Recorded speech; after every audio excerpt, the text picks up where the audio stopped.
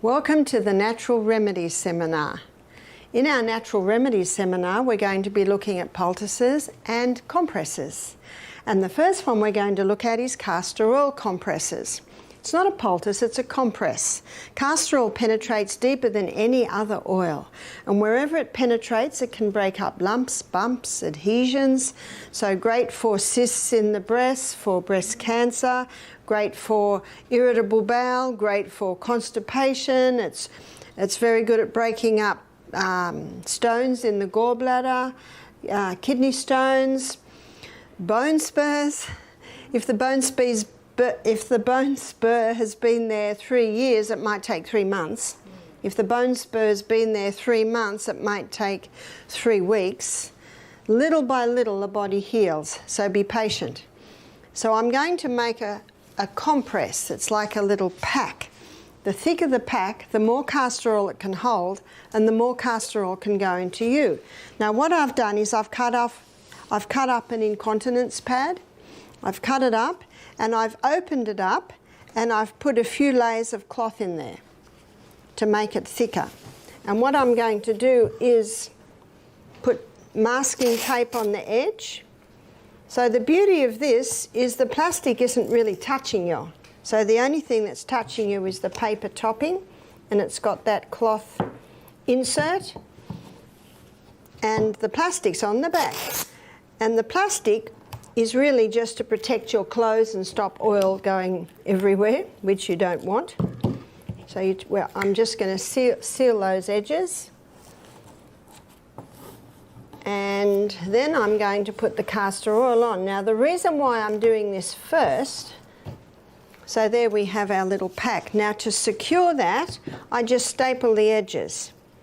I used to stitch it with a little cotton and thread, and my staff came up with this great idea of stapling it, and it takes about a 1/16 of the time, and it holds it quite nicely. And I'm doing it now because it's going to take a little while to soak in. And what I do is I basically do the middle third, because as it soaks in, it'll spread out a little bit further.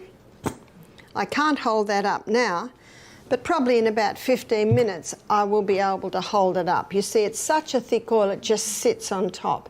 So you've got to give it time to soak through. I haven't covered it because then there's no leeway for the excess oil to go. And also when it goes on your hot body, the oil will thin and spread out a little bit more. So you want to give a little bit of room for spreading. This compress can be used maybe every day for a month, and then you might make another one, because it's not drawing anything out of you. It's just a vehicle to hold the oil so it can go into you. And this size I've made here, that's a great size for chest, for congested chest. That's a great size for abdomen. And that could be cysts on the ovaries, it could be fibroids in the uterus, it could be constipation, it could be irritable bowel. So that's a nice size for those areas. How long would it take? Well, it depends how big it is, and it depends how long it has been there. Consistency is the key. The second thing I'm going to look at is the humble onion. Now the onion can be used cooked or it can be used raw. To use it cooked, we'll look at cooked first, and this is the first poultice that I ever did. My first daughter, I was 23 when she was born, so I think I was probably about 25 when she got an earache. And I was trained as a nurse. Even though I was a bit of a hippie and starting to grow my own veggies and all that sort of stuff, I didn't know what to do about an earache.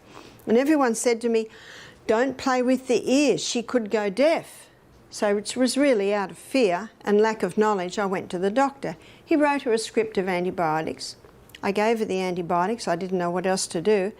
Within 24 hours, the earache had eased.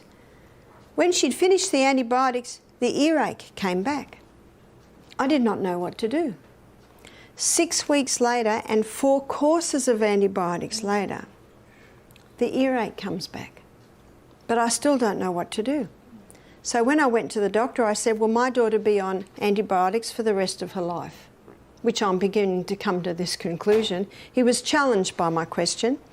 So he sent me to an ear, nose and throat specialist who looked in Emma's mouth, then her ears, and he said, she's teething. Give her these drops to keep the eustachian tubes clear. And that was it. So let's fast forward 2 years later. Next child is 18 months and gets an earache. I do not go to the doctor and I don't tell anyone. I have to do something though. So I went to the lady that lives next door.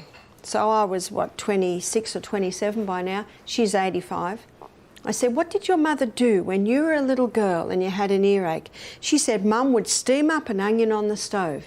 So I went home, I steamed the onion up on the stove, and then I cut it in half under her directions, so that what you're looking at is the rings.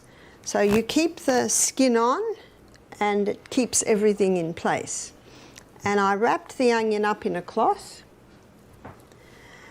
a few layers, and the few layers of cloth will help to keep it warm, but also just to shield the direct heat from being too hot. I tested it on my arm and I put it on his ear. I covered it with a piece of plastic, and what that does is that just insulates it. And then he was just a little boy, I was breastfeeding him, and I could put the onion between his ear and my arm, and I could feel the heat. And when he slept, I laid him down on the bed, but I laid him down on a towel that had been folded up about 8 times because I knew that that would keep it warm. You can keep it on for as long as you can keep it warm. What did they do before plastic? They used a wool square. So you can certainly use a wool square. I make a lot of my own clothes, and in the winter I make a lot of woolly skirts. So I have squares, and you can also put a woolen square just this side of the plastic so that the plastic doesn't even touch you, but it is stopping the moisture going through and insulating it and keeping it warm. James slept for 2 hours. When he woke up, he was happy. I watched him all day and the next day and the next day. That was it. Just compare my experience. 2 hours sleep with onion on his ear, and then my last experience with my first daughter, 6 weeks and 4 courses of antibiotics. No wonder I went into natural remedies. I was excited at the prospect. So I went down to the newsagent and I bought a book that had A, B, C, D, E, F, G in it. And I started my natural remedy book. And under E, I put onion compress. I have since learned that you can steam it and squeeze it. And if you squeeze it, you'll get a few drops of juice out. This is when it's hot, and it'll be boiling hot, but when the hot juice hits the spoon, it'll go a nice temperature, and you can put that in the ear. You can even use, one of these little, soak it up and squirt it straight in the air. The other place that you can use a cooked onion is for a boil. A lady told me about this. She had a boil on her back and she told her friend, and she said, we need to cook up an onion. See, an onion is a drawer. And she put the onion straight onto the boil. Obviously she waited till it wasn't going to burn her, but it was still quite hot. And then she put that plastic square over again if you don't want plastic on the skin, and I can understand that. You can put a wool there because wool will insulate. And then she taped it on. And she left it there for 24 hours. And when she took it off, everything came out. She said she's never had a boil resolve so quickly. So what the heat does, it draws it to a head, and the onion's drawing it to a head, and then it all comes out. She was very impressed. So the cooked onion can be used on an earache, and the cooked onion can be used for a boil. Once you've used the onion, you must discard it because it does draw poisons into it, so it needs to be thrown out. Now we're going to look at the raw onion. There's a couple of places you can use the raw onion, and one is for a sore throat. Now if you want to tell a friend about this because maybe they've got a sore throat, they can go to YouTube and Google Barbara O'Neill, and there is a onion natural remedies lecture there, poultices. So for the sore throat, you finely slice the onion into a few slices. And what we do is, if the sheets get old, you just tear up the sheets. And then you put this sliced onion on the cloth, and you fold the cloth over, and then fold it back over. And then that will go around the throat like that. And then you can wrap a scarf around it, nice woolly scarf, and you can go to sleep with that. And it'll bring relief to the sore throat. I think we all know that when you cut up an onion, you're likely to cry. Is that right? So that's a clear indication that that onion juice is very good at breaking up mucus on the chest, in the throat, in the head. And what I'm going to do now might surprise you. I'm going to put the onion on the bottom of the feet. So why do we put the onion on the bottom of the feet? We put the onion on the bottom of the feet because the bottom of the feet, or the feet I should say, are a reflex for the chest. And we're going to put the onion on the bottom of the feet for if someone has a bad cough in the night. And I'm going to use a plastic bag. Now at Misty Mountain we buy boxes of starch bags, so they're made out of starch, and that would be the best. Now if you don't have starch bags, you can certainly use a cloth. So you might use a cloth, put the onion like that, and put it in the bag. And then what you do is you put your foot on the onion like that, and then you twist it around and put a sock on. So the bottom of the feet is touching the onion, and then you put a sock on and it holds it in place. Now my grandson, he was 3 at the time, I was visiting my daughter, and he had a bad cough, and she gave him a hot bath, which always eases the cough, and put him to bed, and he was coughing and coughing and coughing and coughing. And we thought he'll be asleep in a minute, but he kept coughing and coughing. So after half an hour I said to Em, let's do the onion. So we got him up, we chopped up an onion and put half the onion chopped up on one foot and half on the other foot, and put him to bed. Not one more cough. It's almost unbelievable. You almost have to do it to believe how incredible it is. Not one more cough for the whole night with the onion on the bottom of his feet. So that's great for a night cough. Now I'm going to show you how to make an onion cough mixture. And the onion cough mixture is a very simple thing to do. You chop up the onion and then you layer it in a jar with honey. So we're going to chop it up small. Of course, the smaller the better, because the larger surface area you'll have.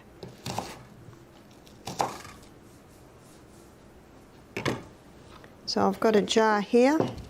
So I'm going to put about ½ an inch in the jar, and then you drizzle honey. Probably about a teaspoon. And then another layer of onion. Again, ½ an inch, and then another drizzle. Oops, that was a bit heavy-handed, doesn't matter. Then another layer of onion and another drizzle of honey and a final layer of onion. So if you had a house full of people that had a bad cold or a bad cough, you might chop up another onion and fill your jar. And then we finish with more onion. I'm doing this early in our demonstration because by the end of the night, the syrup will have formed. You see, if I put the jar on the side, all you see is that thick, gooey honey and onion. By the end of our demo, you will see a clear, runny fluid forming, and that's the cough syrup. After 24 hours, you strain the onion out and you're left with your cough syrup, and you keep it in the fridge. How long can you keep it for? Well, a German lady told me that she'd had hers in the fridge for 8 years. Because honey doesn't go off, does it? So once you take the onion out, it will keep indefinitely. So for a little child, maybe under one, you might do 1/4 teaspoon. For a 2-year-old, you might do 1/2 teaspoon, say 3 times a day. For a child from about 10 above, you might do a teaspoon 3 times a day. So if a child's got a cold or a cough or a bronchitis, any respiratory, asthma, so you give them the teaspoon 3 times a day and put them to bed with the onion on the bottom of their feet, and everyone will sleep soundly that night. So that's the raw onion. Now we're going to have a look at a relative to the onion, which is the garlic. I was reading one research paper that said garlic is 6 times more potent than tetracycline. Now, tetracycline is a antibiotic. To have it as potent as an antibiotic, or to play a role as an antibiotic, you must have 3 raw cloves a day. So an adult will have 3 raw cloves like that. For a child, you might halve the dose. Now, in your books, there's a recipe for the flu bomb. And the flu bomb has 6 ingredients. This is how I remember it. I remember it by 2s. Garlic and ginger. Garlic as much as you dare. Ginger, probably about 1/4 teaspoon finely chopped, and the garlic you finely grate. I was going to say, this is a great grater. That sounds like a pun, doesn't it? But I love graters like this, and when I'm cooking, I just grate straight into my pot, and I'm going to use it in a minute. And you can even travel with that little grater. So you see it's quite fine, so you'd finely grate the ginger and the garlic into a cup. So there's your first 2 ingredients. The next 2 ingredients are 1 drop of eucalyptus oil. If you haven't got eucalyptus oil, you could use tea tree oil. One lady said, but Barbara, it says on the bottle you must not consume it. And I said, well, I'm not asking you to drink half a bottle. We've got some common sense, haven't we? No, it's not very common today, I realise that. So 1 drop. It's an age-old remedy. People have been using it for centuries. Well, Australia's the land of the eucalypt. And one 80-year-old lady told me this 40 years ago. She said when one child had a cold in their house, the mother would put a few grains of sugar on a teaspoon and a drop of eucalyptus oil, and they all had to have a dose. And, you know, it's been used for centuries.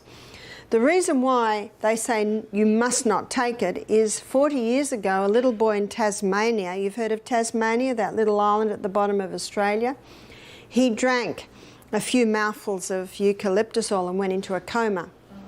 So they banned it. Now, there was such an uproar about it that they legalised it again, but if you buy eucalyptus oil in Australia, it's got poison on the bottle. Do not take, and it's because of that. How many young men have died from drinking a bottle of scotch at a party on a Saturday night? Has the alcohol been banned yet? No, it doesn't make much sense, does it?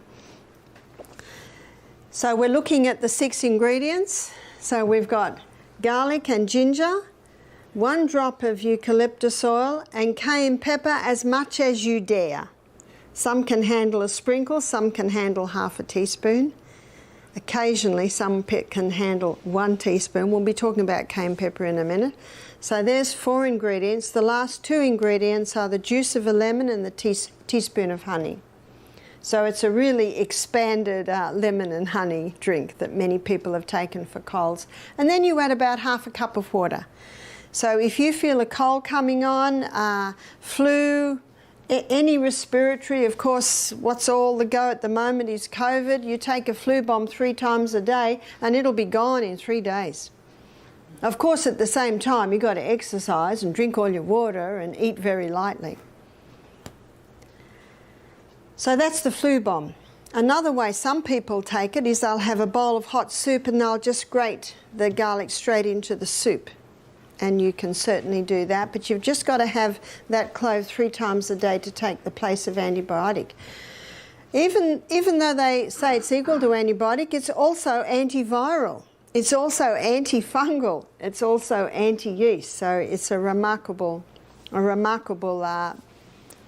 call it a herb. What about a little baby? How do you put it on a little baby? Well, you finely slice a couple of slices, and then you bind it to the bottom of their feet. So this can be done for a little one, and I'm going to do it with a piece of paper towel, which you certainly can do it with, and you cut a strip. So what I used to do it with was a piece of cloth, but you certainly can use some paper towel, and you'll see why, excuse me, that's important. So I'm putting 2 slices of garlic there, and then I'm folding it over, and then that is wrapped onto the bottom of the baby's foot like so.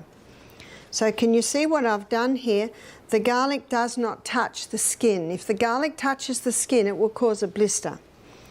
Now, it won't really hurt the baby, it's just then you'll have a blister and you won't be able to apply the garlic till the blister heals. But if you put a piece of cloth or paper between the skin and the slices, it will not blister. I used to then put a sock on or a little bootie. My son James was having a lot of chest problems, so I often did this to him, and he was 3. And I'd put his sock and his shoe on, and he'd go outside to play, and every foot he takes, he's treading on the garlic, and so the slices allow the garlic to be taken up little by little. It takes 1 minute for 1 drop of blood to go right round the whole body, and within a few minutes you could smell the garlic on James' breath. So that's how you can do it to a little one, to a baby, is on the soles of the feet. But remember, you don't put it straight on the feet. Onion you can, but not the garlic. The onion, when you put the foot goes straight, rests straight onto the slices of, or the chopped up onion, but not the garlic. Now, our castor oil has soaked through. You see that? Yeah. So that's ready to apply. And you can also make it early and even fold that over and put it in a little bag and keep it for a later date. Now, when you are using the castor oil, probably about every 2 days, you might find it drying a little, and then you'll add a little bit more castor oil. So you might find if you're using it for the month, you'll apply the castor oil every couple of days. So I'll tell you an incident that I had recently with the castor oil. I have to give you a little bit of background. When I lived in the rainforest for many years, whenever we drive through the creek to go out of the property, we'd lose our brakes. So I got used to driving with my clutch. So I'd slow down using my clutch. Meanwhile, I'd be pumping my brakes, because sometimes it would take half an hour before I had proper brakes again. I just got used to driving like that. So let's fast forward to, where are we? 25 years later, and we mostly have automatic cars, but my husband recently bought a car that was gears.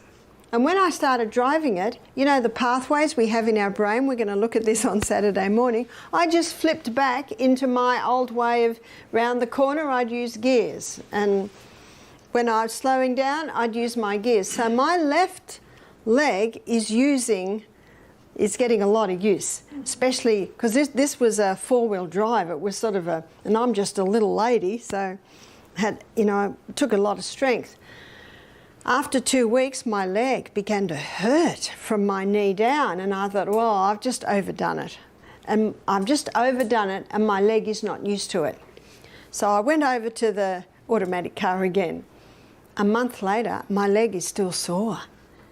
Now, when it's still sore, you got to put your detective hat on and go a little bit further. So I saw my son, who is trained in remedial massage, and he's fairly brutal, is my son. He just tells me to breathe. It hurt. And he said, Mum, you've had an old injury on this leg. And I had. And I remember 10 years ago, I was walking down steps and I was talking as I was walking and I tripped. And the point of the step, my shin went straight on it. It hurt. I put a poultice on it for a few days and then that was enough and I was fine. But I always had a little bit of a dent there, so I must have maybe dented the bone or something. I don't know. Never gave me a moment's trouble after that.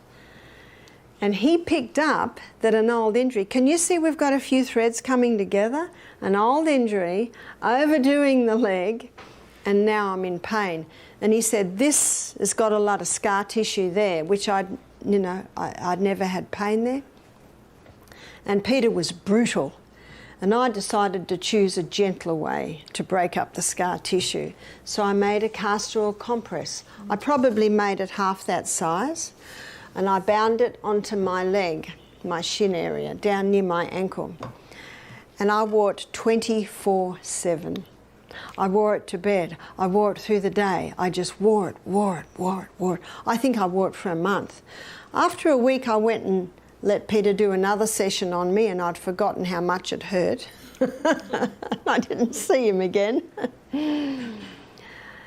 But the point of my story is I wore it 24/7 for a month and I noticed no pain. I have absolutely no pain there now. But it obviously penetrated deep, it broke up that scar tissue, but I had to be diligent. I had to be very diligent with it. I decided to use the gentler approach over Peter's manual breaking up with his thumbs of this scar tissue. Point is, you got to keep at it.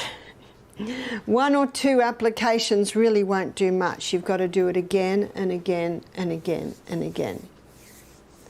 So yes, I drive an automatic car now. Now we're going to have a look at ginger. Ginger can be used internally and ginger can be used externally. Internally, it's an anti-inflammatory, but it's probably mostly known for its anti-nausea effect. If you buy car sickness or seasickness tablets, it's compressed ginger. Now the easiest way I think to have this is to grate it. So you grate it on that little grater and you'll grate about a teaspoon and you put it in a little teapot and pour boiling water on it and let it sit probably 10 minutes. Now that might be too strong for you, but I love it. I love it like that. If it's too strong, you just water it down a little bit. If someone's very cold, maybe they've been caught out in the cold or something and it's very hard to warm them up, give them a cup of hot ginger tea and it will warm them up very nicely. So it can be used for nausea, it can be used to warm a person if they're chilled or cold. And you saw too, it is one of the recipes in the flu bomb. I was at a function, it was a health seminar, and in the break everyone went and had their herb teas and there was a girl with a tiny little grater grating ginger. And I said, ginger. She said, I'm an entertainer, I'm a singer. She said, I was in Greece last year and I lost my voice. And a little Greek lady made me a hot ginger tea. She said, I sung that night. So she said, I travel with my little grater everywhere I go. So very nice on a sore throat or hoarse throat. Now we're going to look at what you can do with ginger externally. So I always take a plate and I always take the plastic square. Again, you can use a wool square next to that, but you still need that plastic backing so that it doesn't wet all your clothes and also so it insulates. And then we put a cloth over it and it's usually around this size. And then I grate straight onto it. So why would I use a ginger poultice? I would use a ginger poultice for an inflamed joint. So the easiest way to remember this is ginger is for joints. So that would be gout, it would be arthritis, also a sore back, an inflamed back. Now when someone's got an inflamed back, they usually put a hot water bottle on it, is that right? But if the back is hurting because of inflammation, the where's my knife? Here. The hot water bottle will relax, and you know the reason why the hot water bottle relaxes is because when we're in pain, the muscles around that area tighten and cramp. Basically, they go out in sympathy with the pain. And you put a hot water bottle on that and it relaxes those cramping muscles. So you do get some relief, but it does not help the inflammation. It can even make it worse. But ginger, if you apply a ginger poultice anywhere where there's inflammation, the ginger pulls the inflammation out of the joint to the skin and the skin gets really hot. So if you apply this to the lower back, the heat relaxes the muscles and yet the ginger is reducing the inflammation. So you do about that much, and then how you make the poultice is you put the left side over and the right side over, and the bottom comes up and the top goes down. So you can see I've made like a little package there. And then I turn that over, and the part that's touching the skin is where you've just got one layer. And the beauty of this little package also is that you've got a few layers behind, so that if it is quite wet, it will help to soak up any drips. And then you will apply that to the area. Now let's say that I have an inflamed joint, then you would apply it to the area there. But you can see even with the plastic on that, not much is touching the skin. It's only the very edges. And then you bandage that on. Now if someone has an inflamed joint, say a wrist or an ankle or a knee or toes, we apply the ginger poultice, or even in a sore back, we apply the ginger poultice maybe about 6 o'clock in the evening. And within half an hour, if there's inflammation in there, the skin gets very hot. And then the person has the choice when they're going to bed, is that heat all right? Because if it's too hot, they can just take it off. But if it feels good to them, they can go to sleep. If you put it on just before bed and the skin gets really hot, it could wake up and cause discomfort. But when people have gout or arthritis, the heat is usually very, very nice. And again, for a sore lower back, it's very nice because, again, it pulls the inflammation out of the joint and the heat relaxes those muscles that tend to cramp whenever there's pain. So I'll tell you the story of a lady who saw my lecture on YouTube. She emailed me the story, and she put the ginger poultice on her sore knee. She was so excited it reduced the pain by 50%. The skin did get hot. You see all the inflammation's being drawn out. So the next morning she made another one. And then she made another one for overnight, and when she woke up in the morning, the skin was all swollen and blistered. She said, "What have I done?" I said, "You've overdone it." You've just overdone it. You've just pulled too much inflammation out and it's irritated the skin. So if you do have an inflamed joint anywhere, just do it maybe for 4 hours in the afternoon or even overnight, but just don't do it non-stop because, again, you can inflame the skin. Not a problem, because you just have to leave the skin, maybe put a castor oil compress on that knee until it settles right down. One lady said, "My skin's burning." And I said, "Actually, it won't burn, but what's the joint like?" And she said, "Oh, actually, it's good."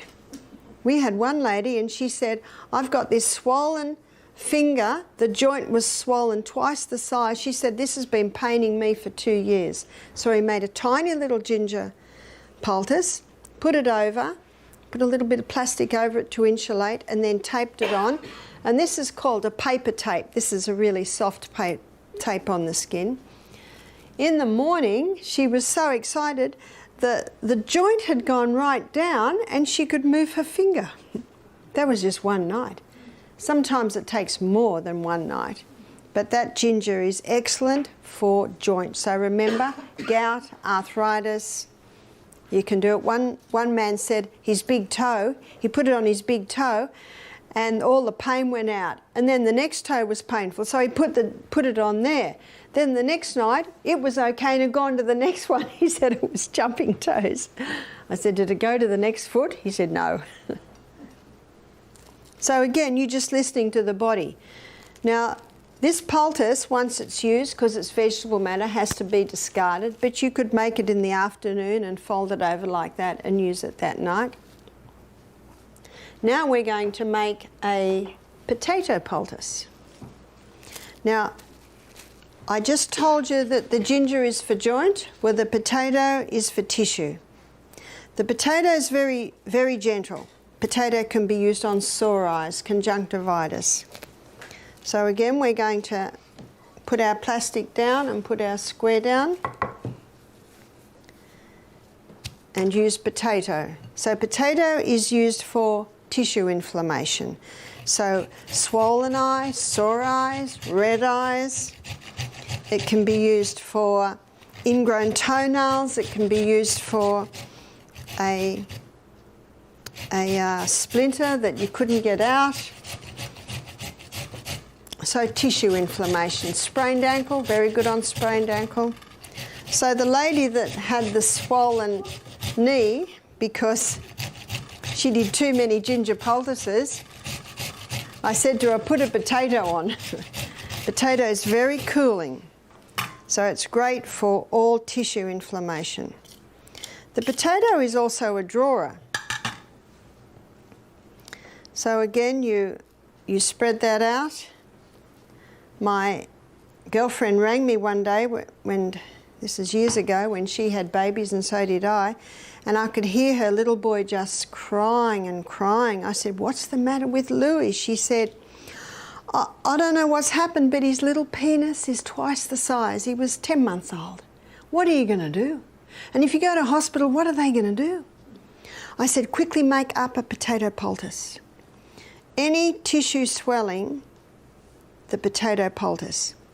So she made up a poultice, maybe about that size. See, it's very cooling. And she laid it on the area. She put his nappy, you call it a diaper, and the little fella, within 5 minutes, it must have really soothed it, he fell asleep. You see, that just soothes any tissue that's swollen. She said he slept for 2 hours. What does that tell you? He's not in pain anymore. She said when he woke up, he was happy. She quickly changed his nappy or diaper and everything was back to normal. Now, sometimes you don't know what it is. Just, if in doubt, just use that grated potato. So what would it have been? Well, her little boy was crawling around the floor of their hippie home. You don't know whether he got a little bit of dirt in there or whether there was a bite. Sometimes you don't know, and you're not going to play around with that area. So can you see, with the ginger, you would never put the ginger on tender areas, but the potato is very soothing and cooling. You would do that. I'll tell you the most remarkable story I've had with the potato. When I lived in the rainforest, there was a guy who lived on our property at the end of our paddock, you call it a field, in a caravan. He was a real hippie, and he was sickling the grass. You know what a sickle is? With bare feet. So what's going to happen next? The sickle went into the back of his ankle. Now, I heard about it, but I didn't see him for a few days. And one of the guys said, have you seen Chris? His foot's up like a red balloon and there's a red line going up his leg. And he's lying in bed smoking marijuana, waiting for nature to heal. The body will heal if you give it the right conditions. And one of the problems with the marijuana, it was dulling the pain, but the pain was telling him to do something. So I said, we'll bring him up. So they brought him up, and the first thing I do, and Vanessa will show you this tomorrow night, I got 2 buckets of water, one hot, one ice cold. And I put his foot straight into the hot water. Now I had his foot in my hand, and I was just watching his face. If it was too hot, I put a bit of cold in, because that first one can be, hard to take. 3 minutes. See, after 3 minutes, the blood slows down. So then you put it into the ice cold and everything moves up again, as Vanessa will explain to you. While it's in the cold, I put a little bit more hot water in the hot. And then so 30 seconds in the cold, after 30 seconds, things are slowing down, so you bring it back into the hot. So I did that 3 times, 3 hots and 3 colds. His pain had reduced by 50%.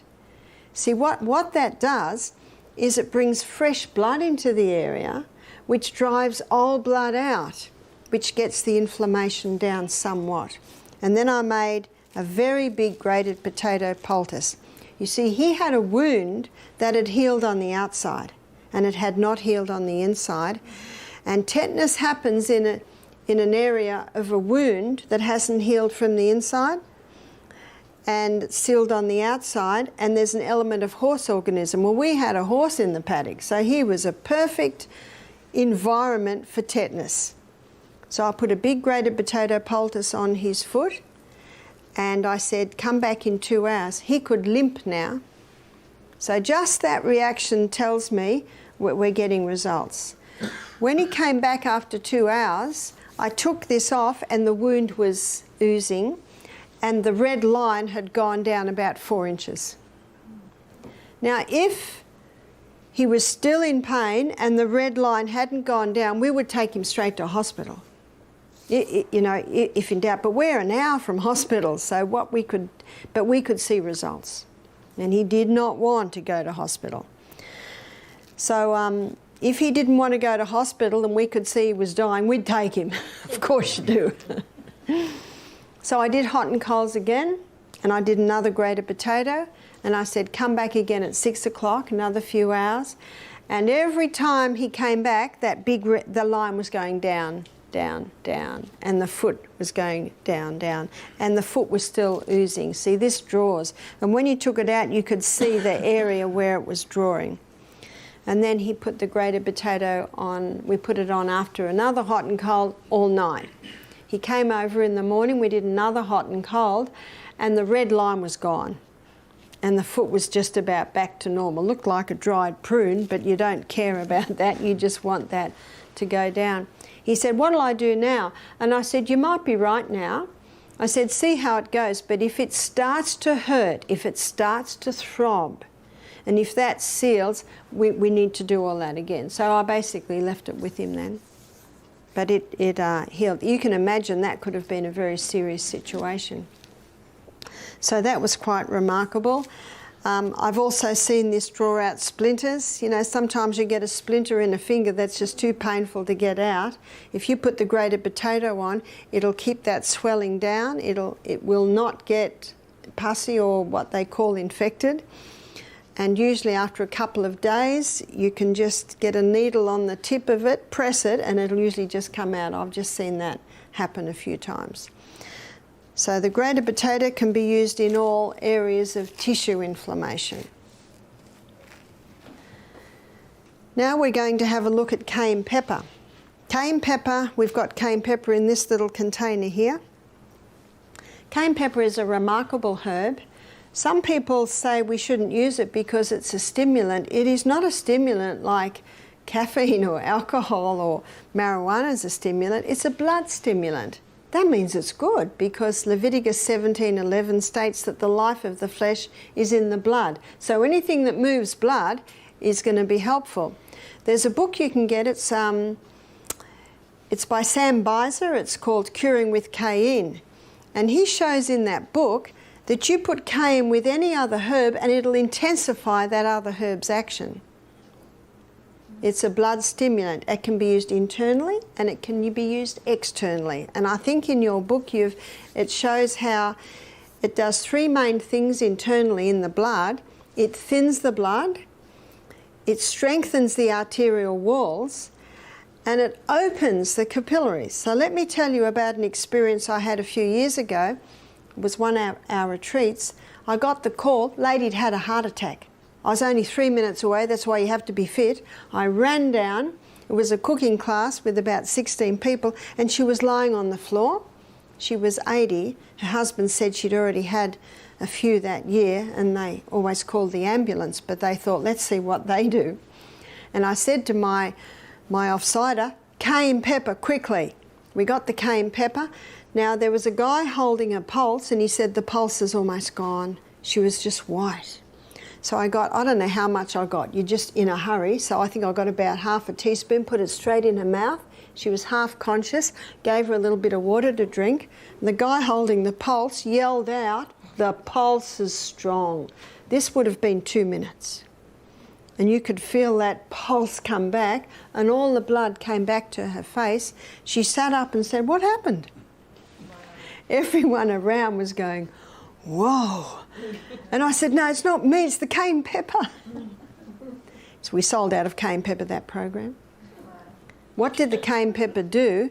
It thinned the blood, it opened the capillaries and got a dramatic delivery of blood through the whole body. Remember, 1 minute for 1 drop of blood to go around your whole body. I have read about it, but then I actually experienced it. So cayenne pepper can also be used to boost hydrochloric acid. You take it in internally, it'll boost digestion. Cayenne pepper can also ease a sore throat. Remember, it's in the flu bomb. It might give it initial tingle, but then when that tingle settles down, it eases it. Some people take or are told to take aspirin for a blood thinner. In fact, I have read where it is recommended that anyone over the age of 50 should be on half an aspirin a day. You might have heard that. Well, what the research is showing today is that aspirin causes stomach bleeds. It's the #1 cause of stomach ulcers. It causes brain bleeds and eye bleeds. That's what the recent research is showing. Cayenne pepper will not cause that at all, but if cayenne pepper's in your blood and it sees a bleed, it'll constrict the blood vessels to stop the bleeding. Yes, it dilates the blood vessels when it's in the blood, but if it sees a break, it'll constrict that. Beautiful illustration of Psalm 104 verse 14, that God gave herbs for the service of man. Remember? They're there to serve you. Where would you like me? What would you like me to do? Thin that. Seal that. That's the cayenne pepper. In fact, it's just about a first aid kit in one, is the cayenne pepper. And you'll get used to it. Now you can use it externally. I'm going to show you how you can use it externally, and I'm going to show you how you can use it for poor circulation in the feet, cold feet. I find people that allow their feet to be cold, eventually their feet are numb. And eventually the next step after numb feet is gangrene of the toes. You see, the blood's the life of the flesh, and any part of the body that's cold, blood's not going in there. So blood's not feeding the area, it's not feeding the herbs, the nerves. You cannot put cold feet into hot water or you'll damage the tissues. So what can you do? You can make a cayenne compress to put on the bottom of the feet. So to make a cayenne pepper compress, you get some paper towel and you cut it to the size of the foot, which would be, let's just guess, it'll be about this. I guess I'm guessing my size foot. And you put it on. I've doubled over a couple of layers of cling wrap there. And then you put a little olive oil on there. Not a lot, because you don't want to soil your sheets. So I'm going to put it in this plate to show you how you can put it on lightly.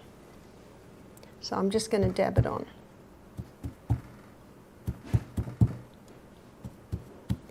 The reason why I'm putting olive oil there is in a minute I'm going to sprinkle the cayenne on it, and this causes the cayenne to stick to it. So it's really just there for the cayenne pepper to stick to it. Now that's about the right amount. As I said, any more and it will leak, because this compress is worn overnight. So you can see I've just got a light sprinkling of oil there. And now I'm going to put the cayenne pepper on that. So you put about a half a teaspoon for each foot.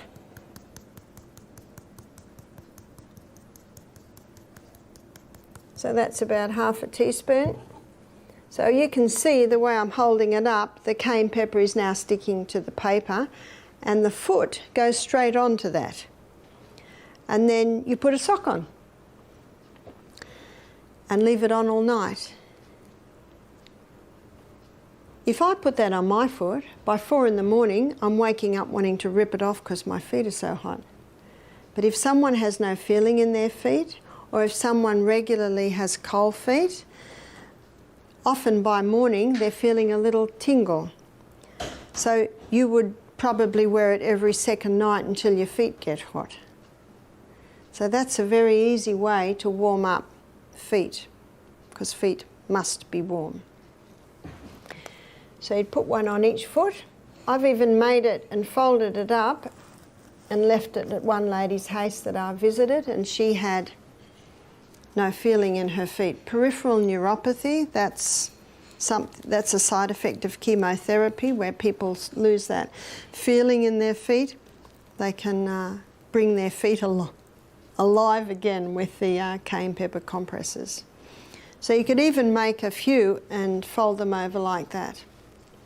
So I left them with a lady so that she could use them. Let's have a look at our, oh, can you see that? So we're already getting a syrup there. And you'll be able to taste this in a couple of days. Remember, you leave that 24 hours and then you strain it out. Last and certainly not least is cayenne pepper. No, we've done cayenne pepper. It's getting late. It's charcoal.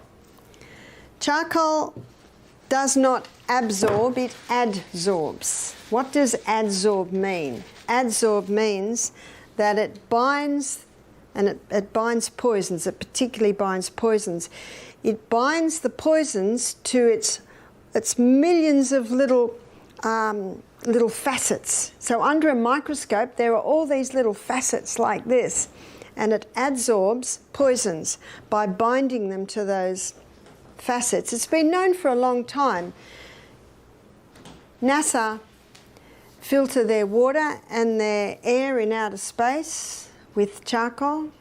Many masks have charcoal in them to neutralise the poison. In hospitals they use charcoal to filter the blood for dialysis.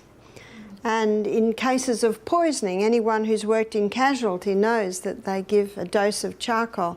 Because if someone's been poisoned and they take charcoal, the charcoal will adsorb and bind that poison to its facets, and it's basically safe until it gets out of the body. So internally it can be used for any case of poisoning, and it can also be used for diarrhea or vomiting. Many people that go to Asia always travel with charcoal tablets because if they get rid of what's called barley belly or diarrhea, they'll take the charcoal. You can also use charcoal on the outside, and it can be used for bee stings, spider bites, snake bites, wasp bites. It's quite incredible the way once you apply that, the sting comes out almost immediately, or the pain, I should say. Now, it's very messy stuff to work with, so I'm going to show you a mess-free way to make the poultice. And you can make this ahead of time and keep it in the fridge.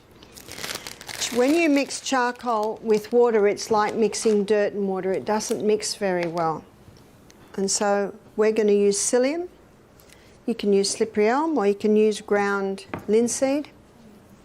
So we're going to use a teaspoon of psyllium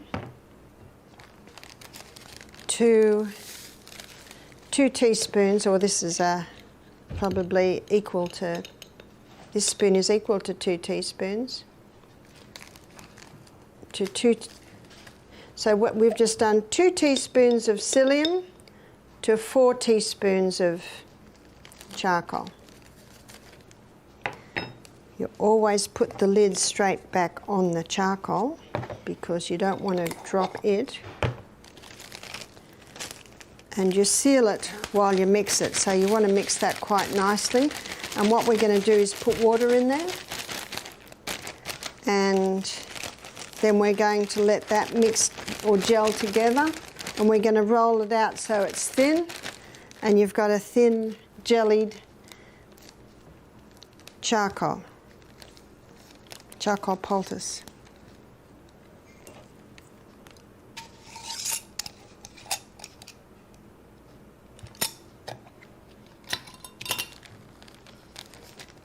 So to that you'd probably do about half a cup of water.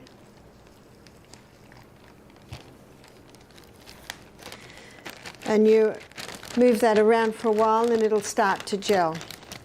Now the beauty of this is that you'll roll that out, get the air out, and you'll roll it out so it's a strip, a thin strip, and then you put it in the fridge. Or you'd put it in the freezer if you don't think it's going to be used for a while. And then if someone has a bee sting or a spider bite or a snake bite, then you cut a section, cut it round, peel the top off, and it can be slapped straight on. It'll have that plastic topping and you can bandage that on. So it's very, very easy to do. I think every fridge, every home, every freezer should have some of these, because when you do get a sting, it's very, very painful. This can also be used, I'm just going to get the air out, it can also be used for a conjunctivitis, red eyes, painful eyes. Remember we talked that you could use your potato for that, but you could also use this.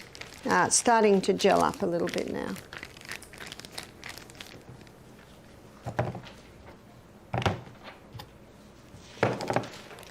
So I'm just going to get a bit more of the air out.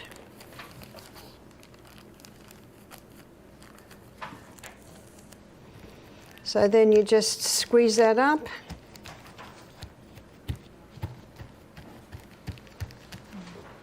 So you can see it's nice and thin now. You put that in the fridge or freezer, it'll go. It's quite jellied now. So you can see the psyllium is just to have it jelly. And that's very user-friendly. See, that's quite thin. So if someone has a bee sting on here, you quickly cut an area around, take the plastic off, put it straight on the skin, bind it on. It's very quick and easy. So that's a no-mess, easy way to make your charcoal poultice for the outside. If someone's got a sore knee, they could put charcoal on one night and castor oil on another night, ginger on another night, potato on another night, and see what it does. And see what your body says, I like that one. I didn't like that one as much as that one. So you can play with it. The different poultices and compresses do different things, and you will soon discover what works best. Thank you for your attention tonight, and so ends our Natural Remedy seminar.